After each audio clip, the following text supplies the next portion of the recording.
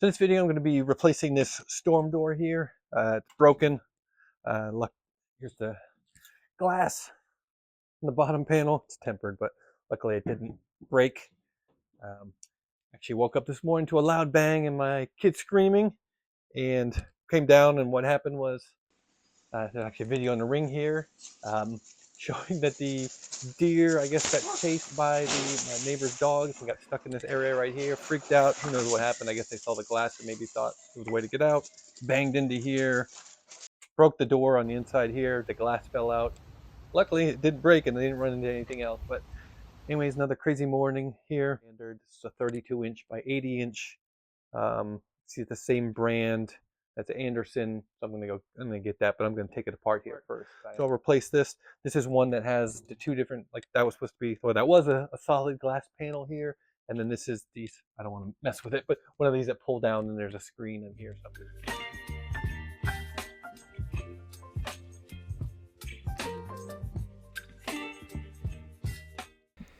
So the first thing you're gonna have to do is remove the old storm door, assuming there is one. If you're just starting off, you won't need to do it.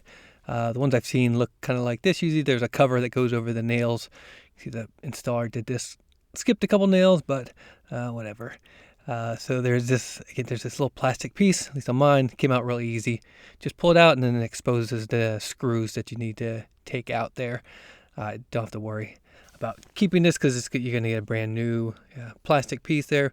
Again, just strip that down and then expose the screws, and so that's what you'll be taking out to remove the existing door. So pretty easy, just pull it out.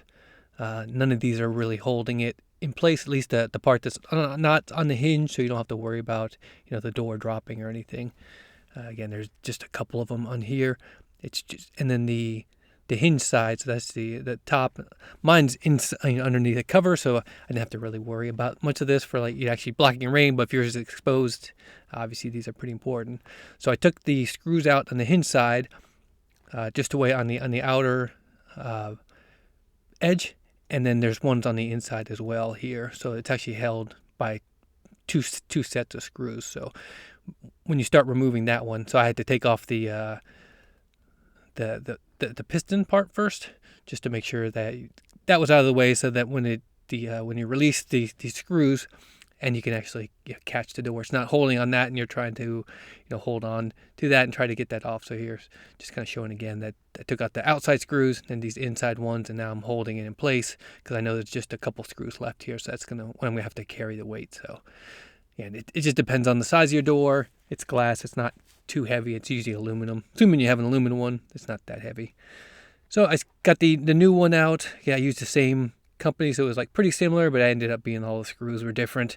But I like to give it a quick inspection just to see what it looks like, get an idea about it, look at the manual, and just figure out exactly how to do. This one is reversible. I think they should all be like that, where you can pick which side is the hinge side. Again, take note which is the inside, or that's the top, and the interior side. So just make sure you get a look at that. I actually put some tape and then used a marker just to kind of give myself a reference, just to make sure when I start, because you have to drill holes into the door depending on which side you're making the hinge, or how it swings out. And so I just made a note for myself there. And of course I went over the tape and went actually onto the door itself, but luckily some hand sanitizer gets rid of a permanent marker like this. Again, I'm just going to go through the manual. Here's just a quick one in case you're interested and you're installing this same brand.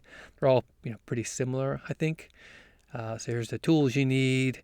Here's the size of the opening. Again, mine's an existing one, and I just got the same size, so it made it a little bit easier for me. So first thing to do is installing the hinge so it goes along the full side.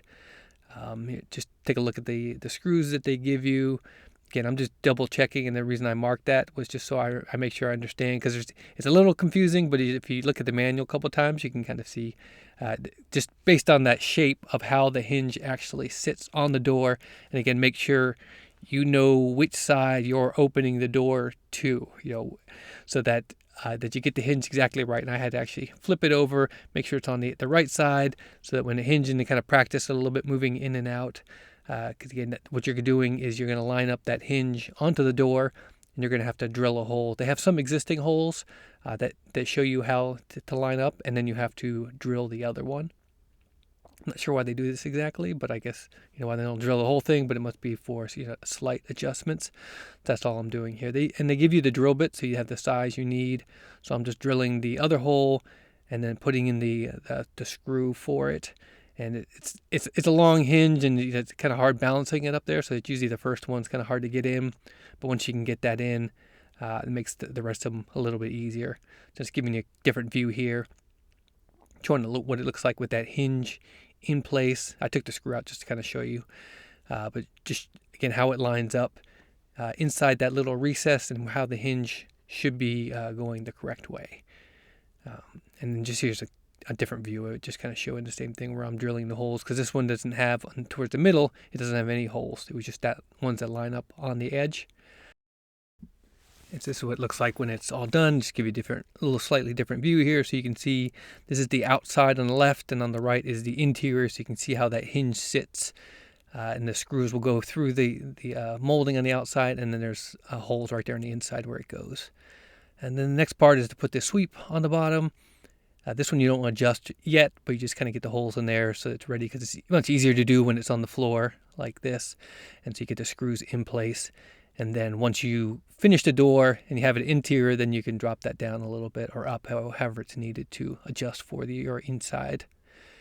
And then this one comes with these clips, so you actually use that screw from the sweep, and then there's a clip there that goes on the inside. And what's this doing is creating a reveal on the bottom of the door, and then that big one is going to be on the edge, and I'll show you in a minute when I put it on.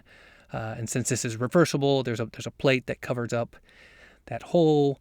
Again, it's on both sides, so that you just pick the side that you want the hinge to be on, and then this plate covers that up. So it's pretty easy. There comes with screws for there, and you just put that on. So now you can see I'm just testing the fit here, and so you can see those orange pieces that I put in there that set the reveal. So you get the hinge, goes over the side on the molding there, and then that bottom piece is going to sit on the bottom and give you that reveal on the bottom. And then that clip on the right, if you have all your opening correctly, should fit in there, and give you, and it also helps hold it up for you, because you're going to have to kind of hold it in place. And I'm just making sure it's square, and I got a nice reveal everywhere. I don't need to make any other type of adjustments, so that this the hinge is going to go against the molding there. I'm just tapping in place a little bit here. And if this is existing one, it makes it a lot easier, because you already know it should be square if the other one worked. But I'm just making that first hole. Again, these holes didn't line up. I was hoping, since it was the same manufacturer, it would, but I ended up still having to drill holes for the hinge. But the hinge covered over the existing holes. So it's always hard just to get the first one in there. Once you get that, then it makes it a little bit easier. You can kind of have that in place. Again, I'm just kind of pulling the hinge against the edge, making sure it doesn't make it unsquare on the other side. But as you get the rest of the screws in, that makes it a lot easier. Now I'm just checking it out here, double checking. So you can see it can actually hold from the outside, just those hinges, but you got to open up, and then you're going to want to put the screws in on the inside, so it gives you that full support. So obviously it just temporarily can hold. So I'm just finishing that off there. So just pre-drilling the holes, because it's going into the wood, and then some screws in there to hold it in place. I'm doing it pre-drilling just to make sure you don't crack anything, because sometimes you can send in big screws into like that. And then once I had it in place, then I put the top molding on here. I put it in one side and then just kind of loosely held it in place just to make sure it was square before I screw it actually in and the door doesn't close. And then the last piece, or some of the other pieces they have, is you have these little foam black squares, and you put that on the edge. And what that's going to do is give you the final reveal for the right side of the molding on the jam side. So you'll see once you put that in place, those stick out a little bit past that, and then you put that in there. So I'm finishing up the top molding. Like I said, now that I have the door in place, I can do that and get that, make sure that's square to the top of the door. And then I'm going to start working on the side molding. So none of this is really that hard, but it's really just doing it in the correct order. So you see I put it in place there, move it all the things so that the door can close, and then I'm going to push that over from the right side so it's touching those black foam squares. Again, it was easier going from the top because I made sure it's up against the top molding. and just slowly work my way down. And you're not compressing those foam pieces, you're just touching them just lightly, and that'll give you the correct reveal. So just slowly working my way down. I found putting in, like 3 of the screws or so and make sure it's square, and then going back and filling in the rest of the holes. I think there was like 4 or 5, or I think it was like 5 total, so that would fit a little bit easier. And then once that's done, the door's hanging correctly, you have to get the lock set in there, assuming you should have a lock set because this is an exterior door.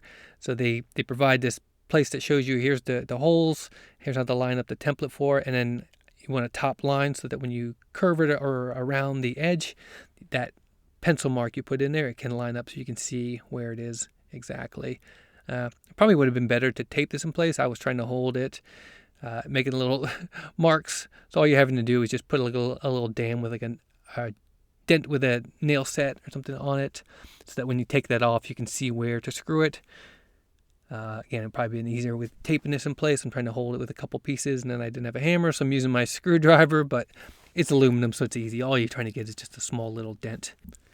And once you get that in place, then you can take off the template and then drill the holes, and pay attention to, on the template, the size of the holes. So this hole, they give you these paddle bits, and they work in aluminum. So you're trying to, this is the hole for the handle, and then the one below it, there's 2 holes really close to each other, and they're just making a sort of like an oval shape, and that's where the lock set goes through.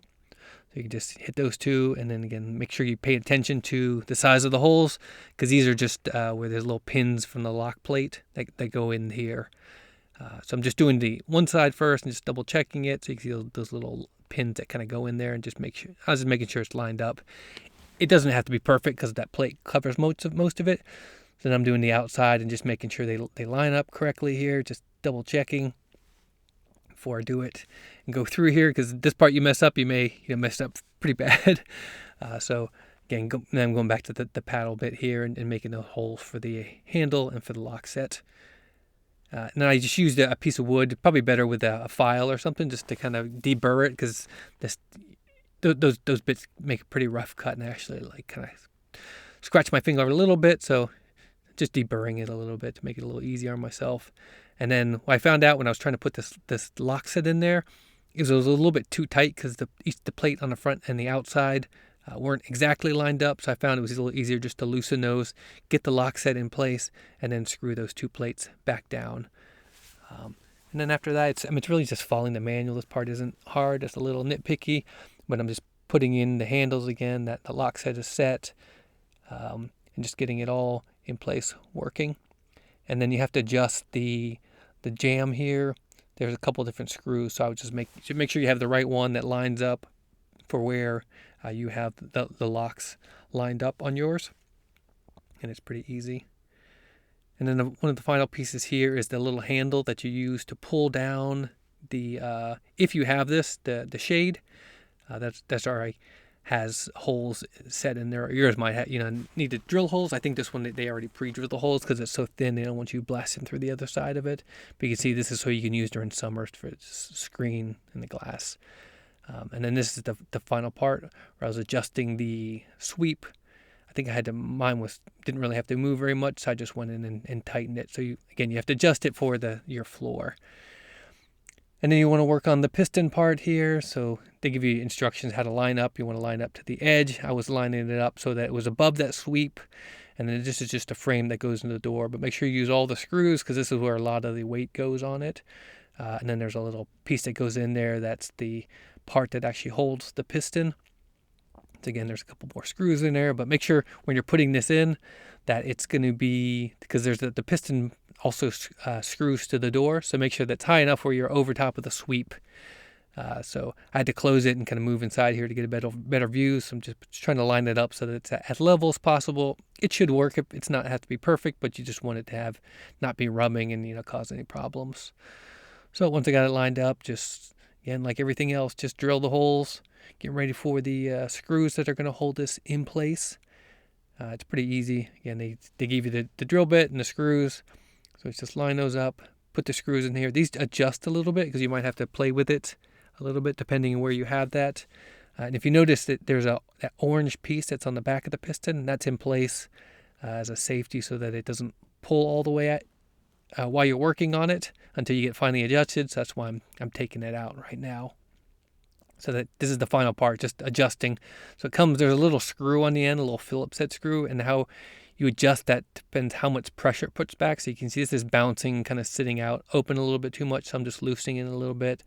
And so it's really just testing it a couple times. I think I got it like this where I'm testing it by pushing it all the way out and doing kind of like a half open, just kind of simulating. So it gets one little bounce and then it closes pretty close. So I liked it like that, and that seemed to work the best. So I got it all lined up, all squared. It's working good. So the final part was just to go ahead and cover up all the screws, and then I already tested it. The piston is correct. It's lined up. It's locking, all that. So here's the screws that I mentioned. If you remember at the beginning, since it's the same company, it has the same type, where there's just a little plastic sheath that goes in there and covers it up. There was one other piece that went on the top if it's external to rain, but I don't have that, so I didn't have to put that last piece in there. But that's really it to installing the door. Most of it's just getting that hinge lined up correctly, and putting it on. So you can see I cover up the top as well. I didn't need that secondary plate. But then this is the final reveal of it. And so I went back and just double checked all the reveals around the side. It's locking correctly. I can close it. Yep, and it's not. You might have to adjust it throughout the year, but for now it's exactly what I wanted. So I'm just last check all from the outside. Doesn't slam. All right, working good. So I think I'll call this project over.